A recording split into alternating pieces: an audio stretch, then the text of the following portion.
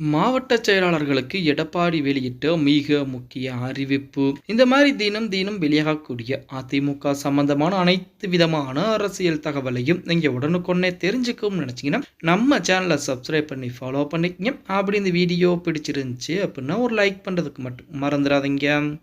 அனைத்திந்திய அண்ணா திராவிட முன்னேற்ற கழகத்தை பொறுத்த வரைக்கும் நம்ம அனைவருக்கும் தெரியும் 2026 சட்டமன்ற தேர்தலுக்குரிய வேலைப்பாடுகள் புறம் இப்ப இருந்தே போய்கிட்டு இருக்கிறது. இப்படிப்பட்ட சூழலில் எடப்பாடி பழனிசாமி அவர்களுக்கு மிக நெருக்கடியாக இருக்கக்கூடிய விஷயங்கள் என்ன அப்படின்னா ஓபிஎஸ் சசிகலா. ஏன்னா டிடிவி தினகரன் தனி கட்சி ஆரம்பித்து பாஜக கூட்டணி அப்படின்ட்டு போயிட்டார். ஆனால் ஓபிஎஸும் சசிகலாவும் இன்றளவுக்கும் எந்த விதமான புதிதாக தனி கட்சிகளும் எதுவுமே ஆரம்பிக்கல. இருந்த போதிலுமே இருவரும் அதிமுகவில் நாங்கள் ஒன்றிணைவோம், அதிமுக எங்களின் தலைமை ஏற்கும், அதிமுக பிளவுபட்ட அதிமுக ஒன்றுபட வேண்டும் அப்படின்னு சொல்லி விடாத குரல்கள் கொடுத்து கொண்டுதான் இருக்கிறார்கள் அப்படின்னு கூட சொல்லலாம். தென்காசியிலே முதலாக ஆரம்பிச்சாங்க நமது சசிகலா அம்மையார் சுற்றுப்பயணம். இப்போது குற்றாலத்திலே இருக்கிறார் அப்படிங்கிற மாதிரி தகவலும் நேற்று தினம் வெளிவந்திருந்துச்சு. இப்படிப்பட்ட சூழலில் அதிமுகவின் சார்பாக இந்த மாதம் 9ஆம் தேதியே மாவட்ட செயலாளர் கூட்டம் நடத்தப்படும் அப்படிங்கிற மாதிரி தகவல் வெளியிடும். ஆனால் தற்காலிகமாக அந்த கூட்டம் என்பது நிறுத்தி வைக்கப்பட்டிருக்கிறது. அதற்கு பல்வேறு விதமான காரணங்கள் சொல்லிட்டு இருக்காங்க. அந்த காரணங்கள் பூராமே ஒருபுறம் இருந்தாலுமே இப்போதைக்கு பாத்தீங்க அப்படின்னா வருகின்ற 16ஆம் தேதி காலை 9:30 மணி அளவில் அதிமுகவுடைய தலைமைச் செயலகத்தில் பாத்தீங்கன்னா செயற்குழு கூட்டமானது நடத்தப்பட இருக்கிறது அப்படிங்கிற தகவல் அதிமுகவின் சார்பாகவே அதிகாரப்பூர்வமாகவே வெளியிடப்பட்டிருந்தது. இந்த செயற்குழு கூட்டத்திற்கு தான் மாவட்ட செயலாளர்களுக்காகட்டும் அதே போல அதிமுக இருக்கக்கூடிய முக்கியமான தலைவர்களாகட்டும் அனைவருக்குமே எடப்பாடி பழனிசாமி அதிரடியான உத்தரவுகளை போட்டிருக்கிறார் அப்படிங்கிற மாதிரி தகவல் தற்போது வெளியாகி இருக்கிறது அப்படின்னு சொல்லலாம்.